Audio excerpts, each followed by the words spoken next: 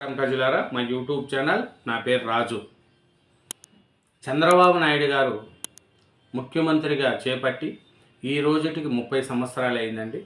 నారా చంద్రబాబు నాయుడు గారు 1995 సెప్టెంబర్ 1న ఉమ్మడి ఆంధ్రప్రదేశ్ సీఎంగా ప్రమాణ స్వీకారం చేశారు.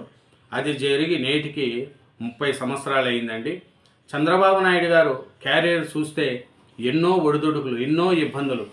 అతను లేచి నిలబడి ఎన్నో సంక్షేమాలను ఎదుర్కొని ఉమ్మడి ఆంధ్రప్రదేశ్లో కావచ్చు, ఇప్పుడు నవేంద్రప్రదేశ్లో కావచ్చు, ఆయన అభివృద్ధిని కోరుకుంటూ ముందుకెళ్తున్నాడు.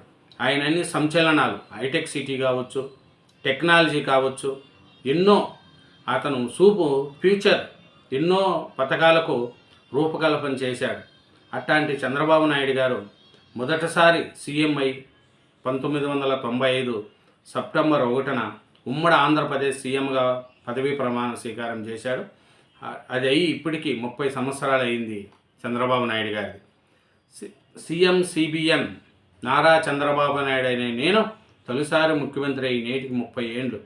పలుమార్లు పడిలేసిన కెరటంగా సంచలనం, సంక్షోభాల నుంచి ప్రపంచ స్థాయికి ఎదిగిన వైనం, పాతాళానికి పడిన ఆకాశమే అద్దెగా ఎదిగే తత్వం, విద్యార్థి దశ నుంచే రాటుదేలిన నాయకుడు, ఎక్కడున్నా కింగ్ మేకర్ పాత్ర, సీఎంగా టెక్నాలజీ కొత్త పుంతలు తొక్కించిన ఘనత, ఫ్యూచర్ విజన్లో ఎన్నెన్నో వినూత్న పథకాలు, నేడు హైటెక్ సిటీ నుంచి నేడు క్యాంటమ్ వ్యాలీ దాకా, నేడు విధ్వంస ఏపీని గాడిని పట్టించేందుకు కృషి, అదే సమయంలో సంక్షేమానికి పెద్దపీట. మనం చూసే ఉంటాం, చంద్రబాబు నాయుడు గారు ఎన్నో ఒడిదుడుకులు, ఎన్నెన్నో బాధలు పడినాయి. అతన్ని ఒకసారి మనం చూసుకోగలిగితే సాధారణ రైతు కుటుంబంలో పుట్టాడండి. ఆయన 1950 ఏప్రిల్ 25న చిత్తూరు జిల్లా నారవారిపల్లిలో చిన్న గ్రామంలో పుట్టారు. వాళ్ళది వ్యవసాయ కుటుంబం. తండ్రి వచ్చి ఖర్జూర నాయుడు, తల్లి గృహిణి. అట్లా ఆయన చదువు చూసుకుంటే 10వ తరగతి చిన్న గ్రామం నుంచి వెళ్ళాడండి. ఆయన మన సొంత గ్రామంలో పాఠశాల లేనందున పరుగు గ్రామమైన శేషాపురంలోని నడుచుకుంటూ వెళ్ళేవాడు.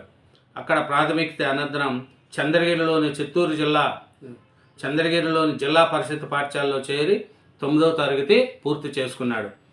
తర్వాత తిరుపతికి వెళ్ళాడు. తిరుపతి వెళ్ళి అచ్చట 10వ తరగతి పూర్తి చేసి తర్వాత శ్రీ వెంకటేశ్వర విశ్వవిద్యాలయంలో 1972లో BA, తర్వాత ఆర్థిక శాస్త్రంలో పోస్ట్ గ్రాడ్యుయేషన్ పూర్తి చేశాడు.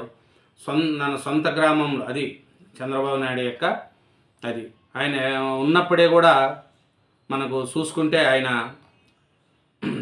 1978లో చంద్రగిరి శాసనసభ నియోజకవర్గం నుండి భారతీయ జాతీయ కాంగ్రెస్ అభ్యర్థిగా పోటీ చేసి గెలుపొందాడు. అతని చిన్న వయసులోనే చూడండి 1980 నుండి 83 వరకు రాష్ట్ర సినీ, ఫోటోగ్రఫీ, సాంకేతిక విద్య, పశు సంవర్ధక శాఖ, పాడి పరిశ్రమ, చిన్న తరహా నీటిపారుదల శాఖ మంత్రిగా పనిచేశాడు. చిన్న వయసు అండి. ఆయన ఇప్పుడు 1980 నుండి 1983 వరకు మంత్రిగా పనిచేశాడు. అతను చిన్న వయసు 28 సంవత్సరాల వయసులో మంత్రి పదవి చేపట్టాడు. తర్వాత 1981 సెప్టెంబర్ 10న ఎన్టీ రామారావు 3వ కుమార్తె నందమూరి భువనేశ్వరిని వివాహం ఆడినాడు. చూడండి, అట్లా అంచెలువంచెలుగా ఎదిగాడు.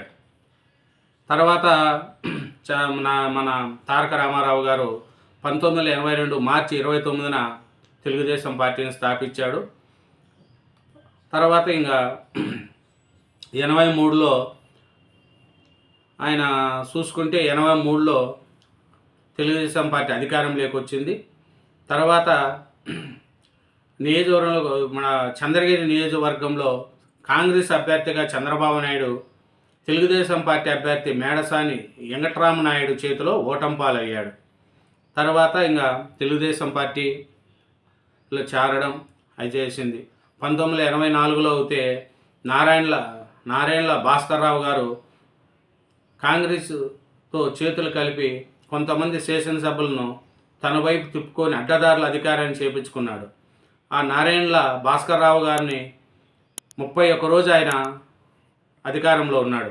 అట్లాంటప్పుడు చంద్రబాబు నాయుడు గారు దాన్ని ఛేదించి తర్వాత 31 రోజుల అనంతరం ఎన్టీ రామారావు గారిని మళ్ళీ ముఖ్యమంత్రి చేసి ఘనత కూడా మన చంద్రబాబు నాయుడు గారిది. తన అల్లుడి యొక్క గొప్పతనాన్ని గుర్తించిన రామారావు గారు తర్వాత ప్రధాన కార్యదర్శి పదవి ఇచ్చారు, అన్నీ చేశారు. తర్వాత జరిగిన ఎన్నికల్లో కుప్పం నుండి ఎన్నికై ప్రభుత్వంలో ఆర్థిక రెవెన్యూ శాఖ మంత్రిగా చంద్రబాబు నాయుడు పనిచేశారు. ఇంకా అన్నీ మనకు తెలిసే ఉంటాయి. చంద్రబాబు నాయుడు గారు 1989 అసెంబ్లీ ఎన్నికల్లో చంద్రబాబుకు కుప్పం శాసనసభ నియోజకవర్గంలో పోటీ చేసి 50,098 ఓట్లు సాధించి శాసనసభ్యుగా ఎన్నికైనాడు. కానీ ఆ ఎన్నికల్లో కాంగ్రెస్ పార్టీ తిరిగి అధికారంలోకి రావడంతో ప్రతిపక్షంలో ఉన్నాడు. 1989 సంవత్సరంలో జరిగిన ఎన్నికల్లో తెలుగుదేశం ఓడిపోవడంతో నందమూరి తారక రామారావు ముఖ్యమంత్రిగా తప్ప ప్రతిపక్ష నాయకునిగా శాసనసభలో అడుగు పెట్టని ప్రతిజ్ఞ చేయడంతో చంద్రబాబు నాయుడు శాసనసభలో తెలుగుదేశం తరఫున పోటీగా పనిచేశారు. చూడండి, కుప్పంలో 1989 అసెంబ్లీ ఎన్నికల్లో 50,098 ఓట్లతో సాధించాడు. ఇప్పటి వరకు చంద్రబాబు నాయుడు గారు కుప్పం ప్రజలు ఆదరిస్తూనే ఉన్నారు. అందుకనే మన కృష్ణా జలాలను కూడా కుప్పానికి తరలిచ్చారు. ఇట్లా మన చంద్రబాబు నాయుడు గారి యొక్క పరిస్థితి చూస్తే ఇట్లా ఇప్పటికి 30 సంవత్సరాలు అయింది ఆయన ఫస్ట్ సారి సీఎంగా అయ్యి. ఎందుకంటే ఎన్నో ఒడిదుడుకులు చూడండి, చంద్రబాబు నాయుడు గారు ఎన్నో ఒడిదుడుకులు పన్నాడు. నేటికి ముచ్చటగా 3 దశాబ్దాలు పూర్తయినాయి. ఈ ప్రయాణంలో ఎన్నో విజయాలు, మరెన్నో సంచలనాలు. నేటి హైటెక్ సిటీ నుంచి నేటి స్వర్ణాంధ్ర విజన్ 2047 వరకు చేపట్టే ప్రతి ప్రాజెక్టు ఆయన ముందు చూపునకు దర్పణాలే. అట్లా చంద్రబాబు నాయుడు గారు పడిన వీధులు బాధలు చాలా ఉన్నాయి. ఎన్నో ఇబ్బందులు పడినాడు. అయినా చంద్రబాబు నాయుడు గారు ఏ పొద్దు కూడా ముందుకు వెళ్లకుండా ఉండలేదు. ఎన్నో కష్టాలు పడినారు, ఎన్నో బాధలు పెట్టినారు.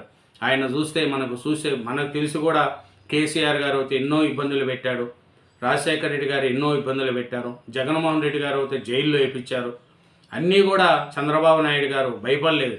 తన యొక్క శక్తితో, ప్రజల యొక్క ఆశీర్వాదంతో ఈ నేటికి తొలిసారి ముఖ్యమంత్రి అయి 30 సంవత్సరాలు దాటిందండి చంద్రబాబు నాయుడు గారు. ఆయన మహిళల కోసం డాక్టరా, పేదల కోసం ఇల్లుగు చాలా చేశాడు ఆయన చంద్రబాబు నాయుడు గారు. ఎందుకంటే ఆయన చేసినట్టు ఒకటి చూసుకుంటా పోతే 5,442 రోజులుగా సీఎంగా 1995 సెప్టెంబర్ 1న చంద్రబాబు ముఖ్యమంత్రిగా బాధ్యతలు చేపట్టారు. అది జరిగి సోమవారానికి 30 ఏళ్ళు పూర్తవుతుంది. ఆయన ఇప్పటికీ 5,442 రోజుల పాటు సీఎంగా పనిచేసి నేడు 543వ రోజుకు అడుగు పెడుతున్నాడు. చూడండి, చంద్రబాబు నాయుడు గారి రికార్డు 5,442 రోజులు ఆయన సీఎంగా ఉన్నాడు. ఇప్పటికి సోమవారం నాటికి 5,443వ రోజుకు అడుగు పెడుతున్నాడు. ఆయన చూస్తే ఎన్నోసార్లు 2014లో ముచ్చటగా 3వసారి చంద్రబాబు సీఎం అయ్యారు. అయితే ఈసారి ఉమ్మడి ఆంధ్రప్రదేశ్ కాదు, విభజన ఆంధ్రప్రదేశ్కు రాజధాని లేని రాష్ట్రానికి ముఖ్యమంత్రి అయ్యి తొలి ప్రాధాన్యత. దేశంలో ఏ పార్టీకి లేని విధంగా రాజధాని నిర్మాణం చేయడం ఆలోచన నుంచి రూపుదిద్దుకున్నదే అమరావతి రాష్ట్రాన్ని సస్యశ్యామలు చేసేందుకు పోలవరం ప్రాజెక్టు పట్టాలెక్కించాడు. చూడండి, ఆయన చంద్రబాబు నాయుడు గారు 3వ తడవ సీఎం అయినప్పుడు ఉమ్మడి ఆంధ్రప్రదేశ్ నుంచి నవ్యాంధ్రగా డివైడ్ అయింది. అప్పుడు రాజధాని అంటూ లేదు, ఏమీ లేదు. అట్లాంటి ఆయన అమరావతి అనే ఒక రాజధానిని ఏర్పాటు చేసి పోలవరం ప్రాజెక్టును ముందుకు తీసుకెళ్తూ ఉన్నాడు. ఆయన సీఎంలో చూడండి, హైటెక్ సిటీ, టెక్నాలజీ, మహిళలకు డ్వాక్రా గ్రూప్స్ కావచ్చు, ఇంకా తొలి లేడీ కండక్టర్లను, ఇట్లా అన్నీ చంద్రబాబు నాయుడు గారు అన్నీ చేసిన వ్యక్తే. కాబట్టి చంద్రబాబు నాయుడు గారి చూసుకుంటే మనము చాలా ఉంటాయి. ఏమిటంటే చంద్రబాబు నాయుడు 1999లో రెండోసారి ముఖ్యమంత్రి అయిన తర్వాత వరుసగా 3 ఏళ్ళు రాష్ట్రాన్ని కరువు వెంటాడింది. చాలా ఉంది. చంద్రబాబు తొలిసారి సీఎం అయ్యే నాటికి ఆయన వయసు 45 ఏళ్ళు. తెలుగు నేలపై అతిపిన్న వయసులో ముఖ్యమంత్రి అయిన రెండో వ్యక్తిగా పేరు పొందాడు. చూడండి, 45 ఏళ్ళకి ఆయన 28 ఏళ్ళకేమో మంత్రి పదవి, 45 ఏళ్ళకేమో సీఎం, అన్నిట్లో కూడా రికార్డు చేశాడు. టెక్నాలజీని పెంచి పోషించాడు, ఎన్నో విధాలు చేశాడు ఆయన. 2047 ఇప్పుడు విజన్ పెట్టుకున్నాడు. అమరావతి డెవలప్మెంట్లో ముందుకు పోతున్నారు. కాబట్టి నారా చంద్రబాబు నాయుడు గారికి ఇప్పటికి 30 సంవత్సరాలు, తొలిసారి ముఖ్యమంత్రి 30 సంవత్సరాలు అయింది. 5,442 రోజులు ఈ బుద్ధికి కంప్లీట్ అయినాయి. సోమవారం ఈ రోజుకి 5,443 రోజులు సీఎంగా ఆయన రికార్డు ఉన్నారండి. చంద్రబాబు నాయుడు గారు అన్నిట్లో రికార్డే, ఏదైనా రికార్డే.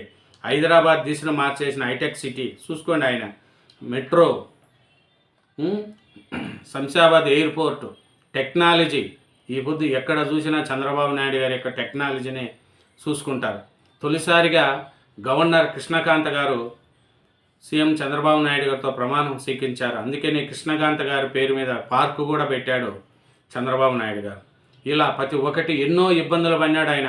అందరి చేతుల్లో, రాజశేఖర రెడ్డి గారి చేతుల్లో కాంగ్రెస్ సీఎంలందరికీ ప్రతిపక్ష నాయకుడిగా పనిచేశాడు. ఆఖరికి జగన్మోహన్ రెడ్డి గారికి పనిచేశారు, రాజశేఖర రెడ్డి గారికి పనిచేశారు, కేసీఆర్ గారికి పనిచేశారు.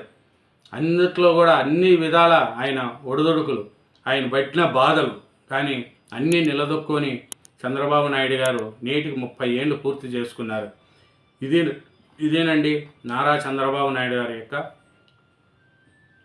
తొలిసారి ముఖ్యమంత్రి నేటికి 30 ఏళ్ళైన చరిత్ర. Thank you very much. ఛానల్ను సబ్స్క్రైబ్ చేయండి, నా వీడియోను లైక్ చేయండి. Thank you.